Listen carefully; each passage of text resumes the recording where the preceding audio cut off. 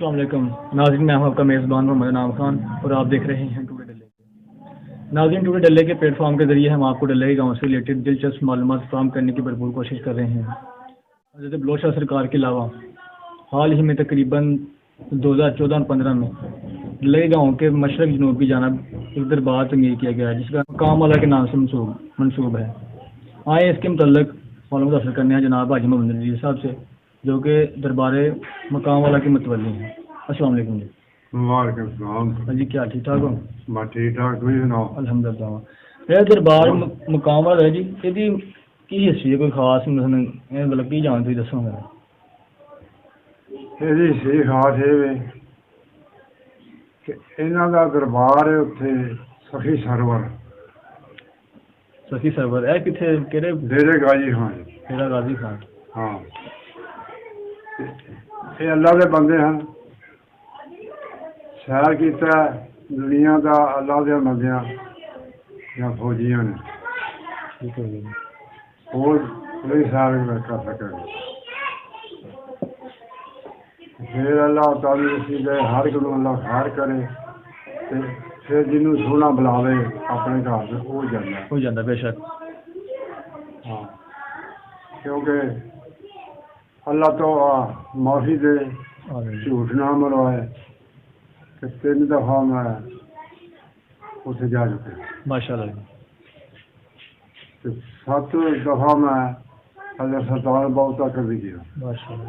ہاں، اتنے بھی ہمیں جڑا 7 دفعہ جائے 7 باری جایا تو وہ حج نہ سباب ہونے۔ سبحان اللہ۔ یہ نہ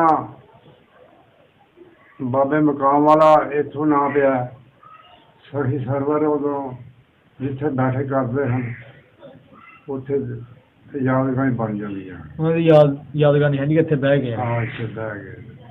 اتنے سارے علاقے بھی بیٹھے ہیں، مقام کیتا ہے، بیٹھے مقام اتنے آتے ہیں، مقام مثلا بہ گئے ہیں جتنے رہ گئے۔ پہلے تھے کسی کو پتا نہیں سی، کچی جی ڈیری تھی، چھپڑ ٹوئے ہیں دوالے، اتنے بہ گئے۔ اتنے نال پنڈ ستو کے اتوں کچے مکان ہوتے ہیں، پنڈوں نہ وٹا روڑا فڑی ہونا، اتنے لیا ترنا،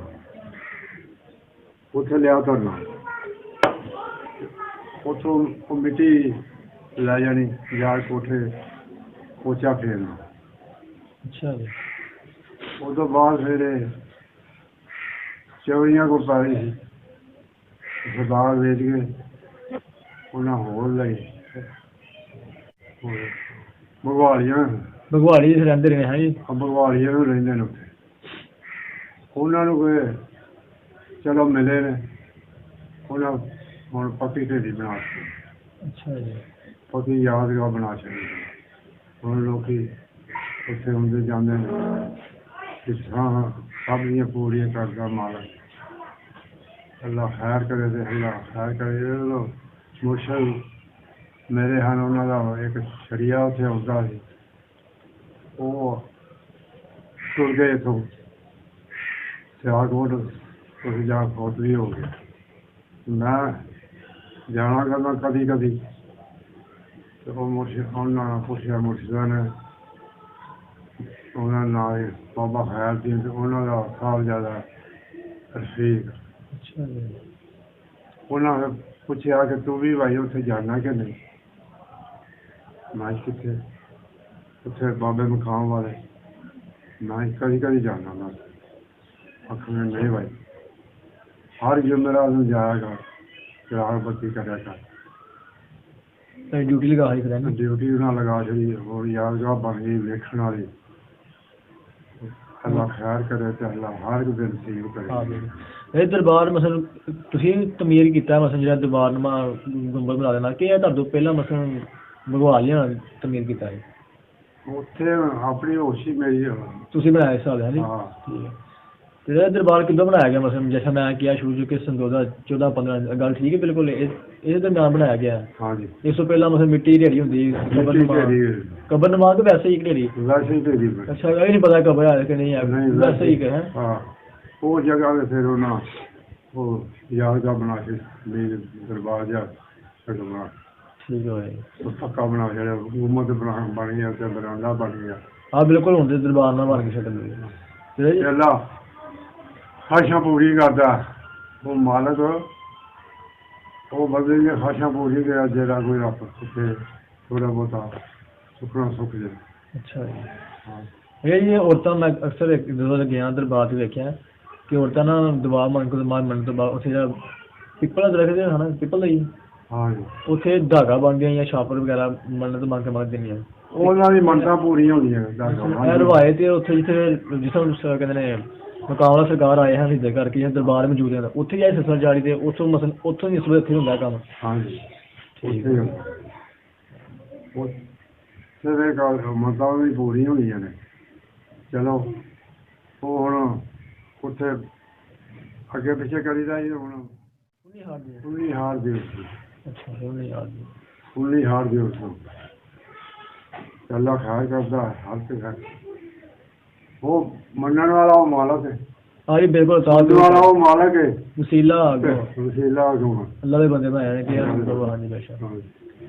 ਤੇ ਜਿਹੜੀ ਮਸਲ ਤੋਂ ਖਾਂਦੇ ਨੇ ਵੀ ਵੇਖਿਆ ਜਦੋਂ ਨਾ ਔਰਤਾਂ ਨੂੰ ਵੀ ਜਦੋਂ ਰਾਤ ਹੀ ਲਾਉਂਦੇ ਅੱਗ, ਉਹ ਵੀ ਕਈ ਲੋਕ ਚੁੰਗੀ ਲਾ ਕੇ ਖਾਂਦੇ ਨੇ। ਉਹ ਚੁੰਗੀ ਲਾ ਕੇ ਖਾਂਦੇ। ਇੱਕ ਹੋਰ ਗੱਲ ਹੈ ਉੱਥੇ ਮੱਝ ਗਾਂ ਕਹੀ ਅਗਵਾਨਾਂ ਲਾ ਕੇ ਸੂਣ ਵਾਲੀ ਨਾ ਹੋਵੇ, ਉੱਥੋਂ ਘਾਹ ਹੀ ਚਲਾ ਲਿਆ ਕੇ ਦਿੰਦੇ। ਅੱਛਾ ਜੀ, ਇਹ ਵੀ ਗੱਲ ਹੈ। ਕਰਦਾ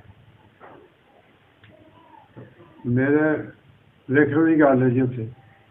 ਤੇ ਉੱਥੇ ਹਨ ਸਤੋ ਕਿਹਾ ਦੇ ਤੇਲੀ ਮਲਕ